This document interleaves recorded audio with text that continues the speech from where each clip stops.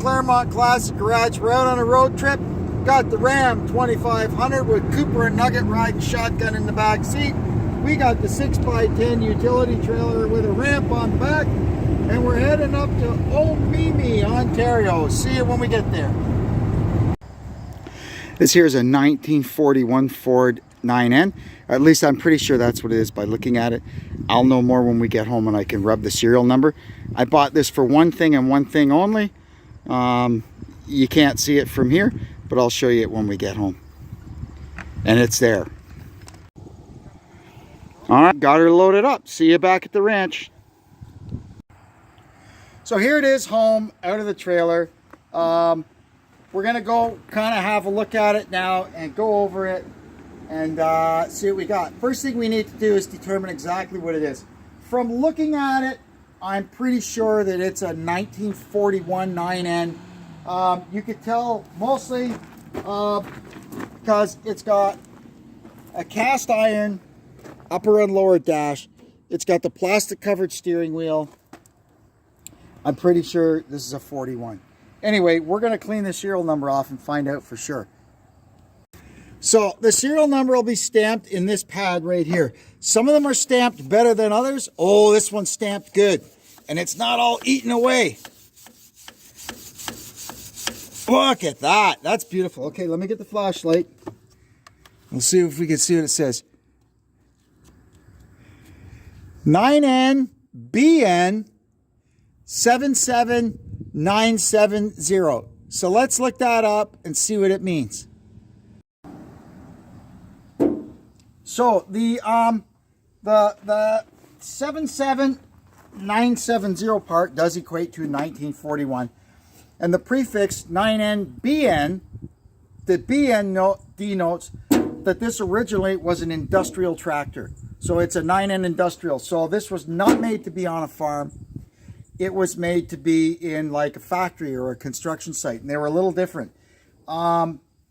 Some of them had the 3-point stuff on the back, and some of them didn't. I saw one at an auction last fall that had the hydraulic delete on it and the PTO delete, and I still kick my ass that I didn't buy that. Anyway, doesn't matter. Nick looked it over and he said, Nick was with me, he said it had the wrong engine. So the whole pedigree of it being an industrial is having that BN in the serial number. Anyway, it doesn't matter. But you can see here the remnants of its industrial heritage. This here, the industrials would have had a big frame coming from underneath the fenders forward, and it would hang from this, you see there? And there'd be like a bumper or a push bar out on the front here. And they had a few different things.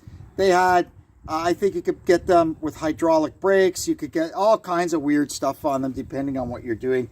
I don't pretend to know everything about industrial 9Ns.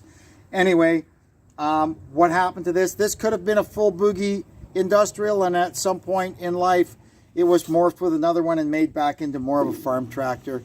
Who knows? We don't have a crystal ball. A lot happens in 80 years, right? Anyway, moving on, we can see it still has the earlier oil filter that dumps right into the block. It doesn't have the line that goes over to feed the oil to the governor. It's got a 6-blade pusher fan. Still has its original. It still has its original toolbox. I've got the lid over there. Hopefully we can get the lid back on and make it work. It's had some goofy stuff done to it, like all of them do. You can see here. Here's a problem with 9Ns when they don't have a set of aftermarket running boards on them. This lever, the clutch on this won't work now because this thing is bent so far back. This lever should be pointing forward just a little bit. That's how much it's bent. And the problem is, when the tractor doesn't have the aftermarket running boards on it, guys will just stand on this clutch pedal. They literally just stand on it. And this little lever just can't take it. I have had to straighten the lever on every single 9N I have ever owned. So don't stand on your clutch pedal. Other goodies that we see on it, it's got an 8N flip seat. That's cool. It's got a really nice pair of 8N scripted fenders that I've been looking for a project I've got in the future. It does have its original 9N rear end and trumpets. You can see here on a 2N, these are open. You can see the bolt here, but on the 9N they're completely closed. That's good stuff to have. It's got a set of stay bars. They're a little bit bent, but no problem. We can straighten them. Another cool thing that I never realized until after I got there. Look at this excellent set of wheel weights. You know, that may also have something to do with its heritage as an industrial. And by the way, the tires are also full of calcium. This thing's got a lot of weight in the back end. It's got the original cast iron PTO cap. Doesn't look like it's ever been off. There's a lot of good stuff here. It's got a very, very nice pair of original 28-inch Hot Wheels on the back of it. This is just a really nice tractor. But the most important thing, the main reason I bought this tractor was for one part that I've been looking for years and years and years. And I just missed one once, but I got one now. And it's this. An original stamped 9N 5182 11-hole drawbar. The ones you buy, the aftermarket ones, like you go down to the tractor joint, whatever, they look pretty similar to this, but they're not. They're a little bit different, and I've just always wanted one of these. Now, I've got one in about 5 tractors I want to put it on, so I have to figure that out. But anyway, it's not a bad problem to have. Something interesting I do see is this. I have to check my history book because they were changing so many things so rapidly on these tractors through production that it's hard to keep track of it all. But I have a funny feeling that on a 41 9N, it's possible that this should still be cast iron. Although I may be wrong, which may tell me a little bit that the lift cover and hydraulics and everything were added to it later. Hard to tell. It doesn't, like I said, it doesn't really matter. Anyway, what we're going to do now, we're going to see if there's anything in here besides water. Well, there's something. Okay. Let's check the engine.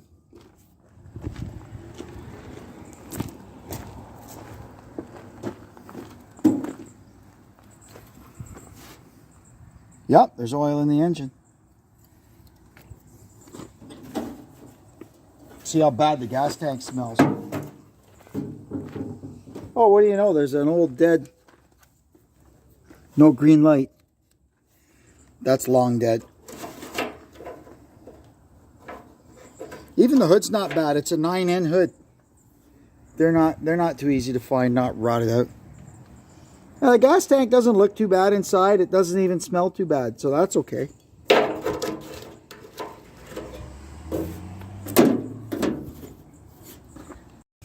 We've got an original square tank rad. It's had a couple of repairs, but it's never been cored. You don't find these anymore, and it's full of coolant. Oh, an interesting thing, the original cast iron rad cap, or cast aluminum, or pot metal it probably is, the chrome one that should be on top of here is long gone, and they've actually taken this off some other radiator, soldered it on top, and used this rad cap. Pretty cute. Okay, now let me get the crank and we'll see if the engine is free. Okay, let's see. Ha-ha! She's free as a bird. Okay, well, that's pretty good. So now we can see if we can get it running. Well, I threw a battery in it and figured out that they had a master on-off switch like a race car, and oops, hang on, we got her turning over. Now I found a 9N key, so we'll see if we've got juice going to the coil.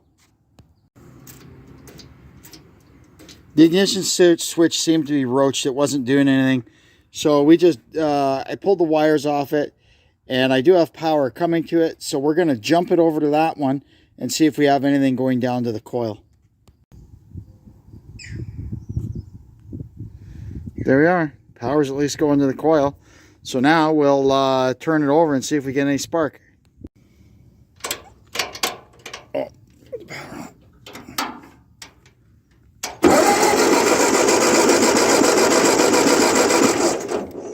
Okay, we got no spark. That's a tomorrow job now. Now, I guess before we worry about trying to get spark out of this thing, we need to fix this. This is a pretty common thing on 9Ns when they've been sitting where the throttle rod goes through the lower dash here. It gets seized up. So we're going to got the old map gas torch here. I'm going to fiddle around with that for a bit and see if we can get that freed up. Okay, there we go. And you can see down there at the engine, everything's moving. Okay, that's that. Now, while that cools off, I want to dump some oil down that, just lubricate it a bit, but I got to let it cool off a bit first. So while that's cooling off, we're going to get in here. It's kind of handy because this one doesn't have hood sides on it, and we're going to pop the distributor out. This is pretty handy. You can see there they've got the belt, the alternator they've put on. They've got it mounted too high and too close to the engine, and you can see here the belt is actually eating into the distributor body. We're probably going to have to take the belt off just to get the distributor out so we can look at the points. So we got the distributor off and found two problems. Number one, the points gap was not wide enough. They were barely opening. And number two, you can see the gunk we got off of the points. So we're going to double check it now with the meter and make sure they're working properly.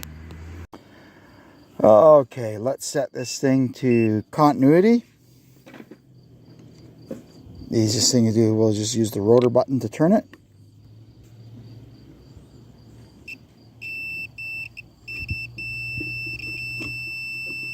Okay.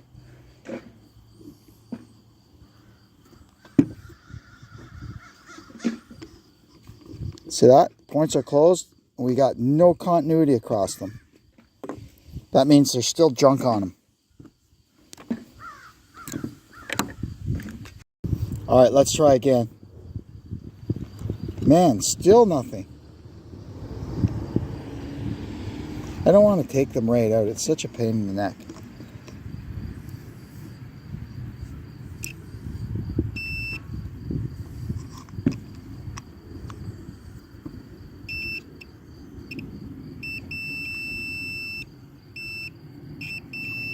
Oh, there we go. Maybe I wasn't making good contact. There we go. Oh, okay. Might have been me the whole time.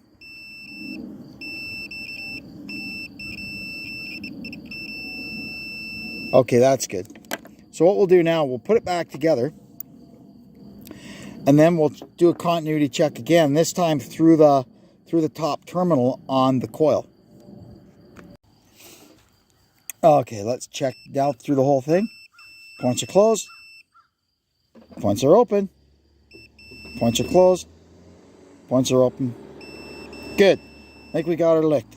So, we can put this thing back on the tractor. I'm going to try and reposition the alternator a little bit so the fan belt doesn't rub on it. And I'll see when I got that all done.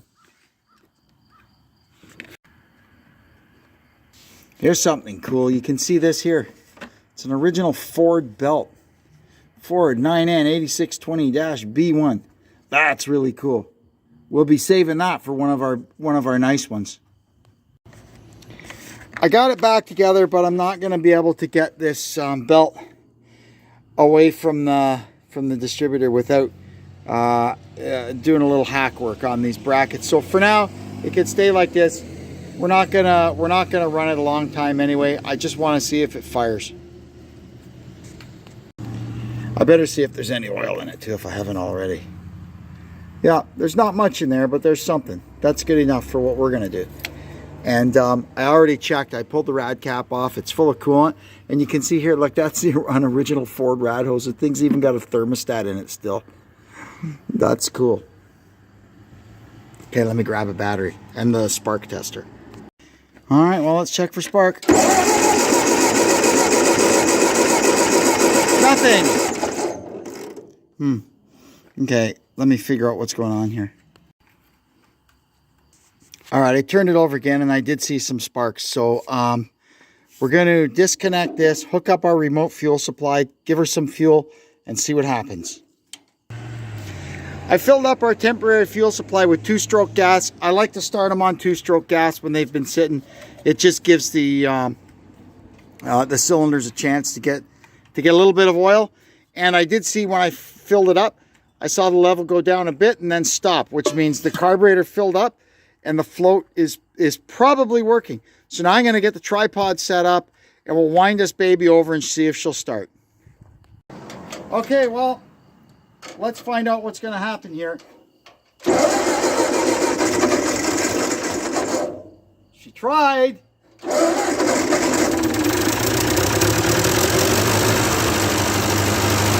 success story. It's not oil pressure. It's charging.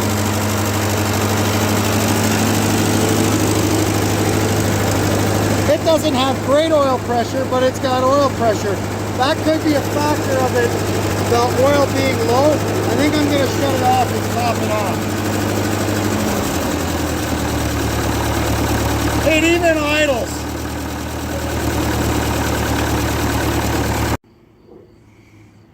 So here's something I kind of suspected. It's got the wrong dipstick in it. You can see that the bottom one is the one that was in it.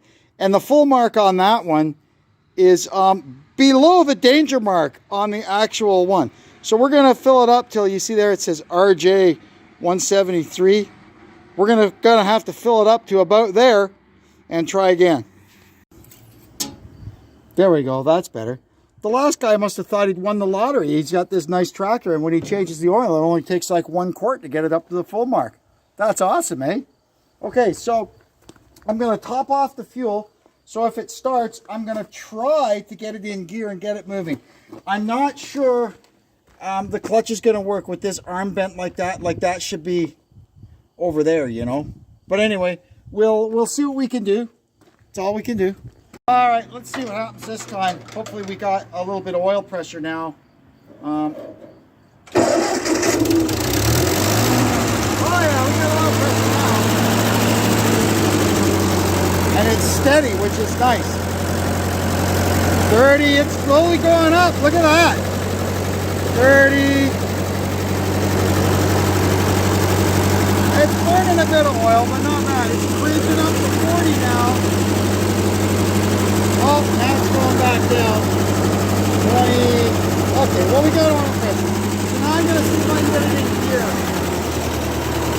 When do you think was the last time this thing moved under its own power? Probably, yeah. Oh, there we go. I don't know how I'll stop it, but that's all right. We can fix the clutch like this. That's amazing. So oil pressure now is 40. It's jumping around a bit. I think maybe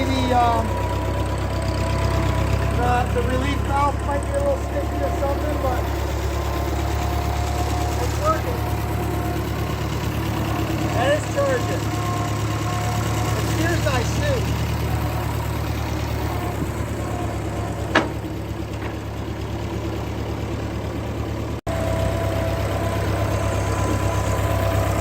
Now, hopefully I can pop it out of reverse to stop it. So I smash into the grass. Okay, good. We'll just roll it back by hand from here. But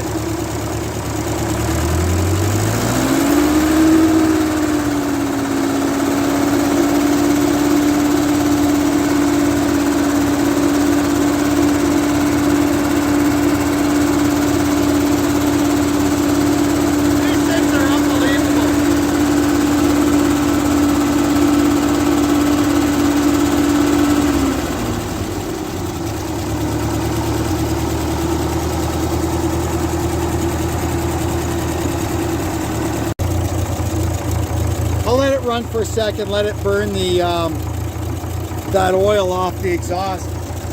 It's been dripping from here. I guess it's either gotten full up with water and the oil level has risen and it's leaking out, or the bottom of it's rotted out. Take your pick. But look at that, it's sitting there idling.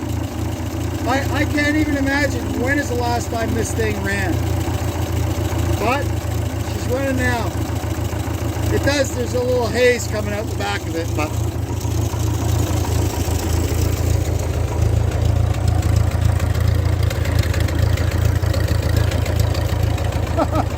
I can't believe this.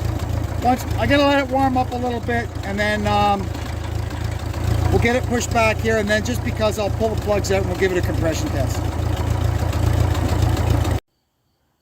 All right, here goes number 4.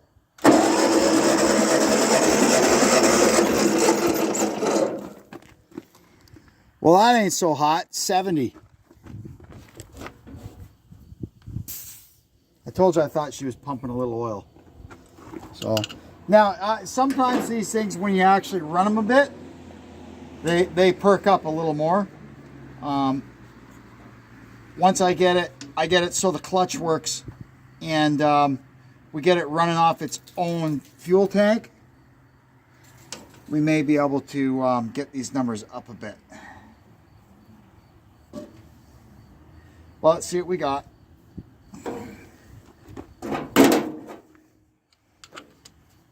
Number 3.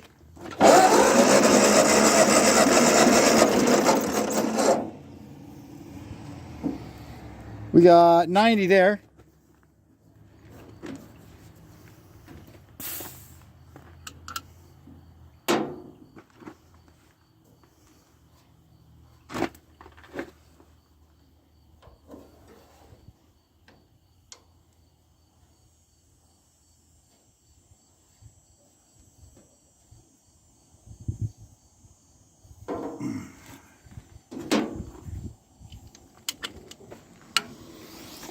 Here goes number 2.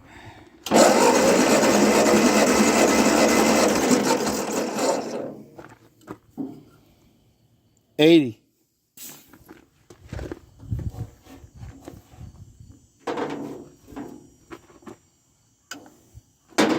And number 1, it's a little pesky to get the gauge in there, but we'll try. Finally got the darn thing in number 1. Let's see what we got here.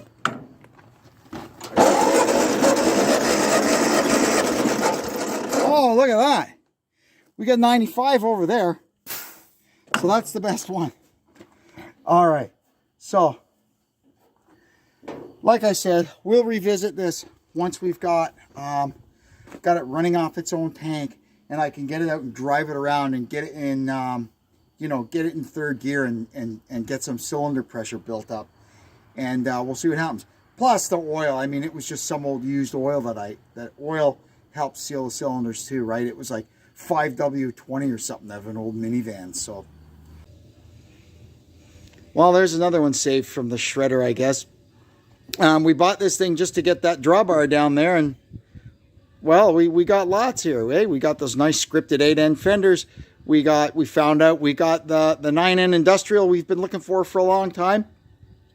And on top of that all, it runs and drives. It can't get any better than that. So I guess somewhere in the future there'll be a video series on this thing when we get going on it.